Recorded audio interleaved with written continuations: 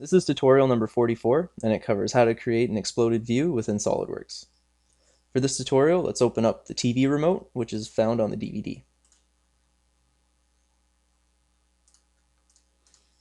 Now, to make an exploded view of this part, pretty much what we're going to do is change the distance between each part in the assembly, and we're able to see all the components that go into the assembly, and we're able to see them at a distance from one another and how they come together. So to start off, let's click the Configuration Manager and right-click Default and click New Exploded View. So now we're able to create an exploded view of the part. So to start off, let's click the button, and with these arrows we're able to explode it in any of these axes. So we want to explode it up the green one, so you can see the axis in the bottom corner here, so we're putting it up the y-axis, and let's make the distance 200 millimeters.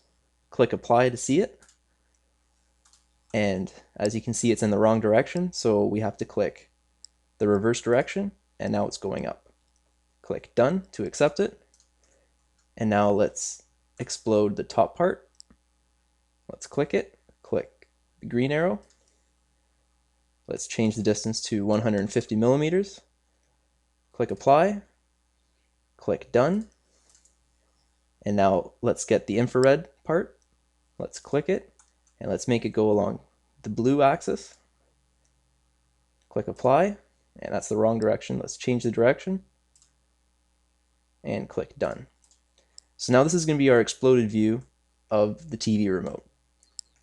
Now let's click OK, and when you open it up, you can see the exploded view. Every time you double click on it, it explodes it, and it collapses it. Now when you right click on it, you can see the animated explode, so let's click it, and you're able to see an animation of the exploded view. You're able to make it a loop or go back and forth. So let's make it go back and forth, and let's make it go 2 times as fast.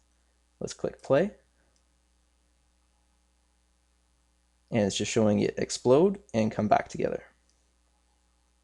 Now let's close this. So now in our views, we can either go back to the assembly of all the parts and it can be in the exploded view still, or when we go back to configuration, we can double click on it and collapse it. So that concludes our tutorial on the exploded view within SOLIDWORKS.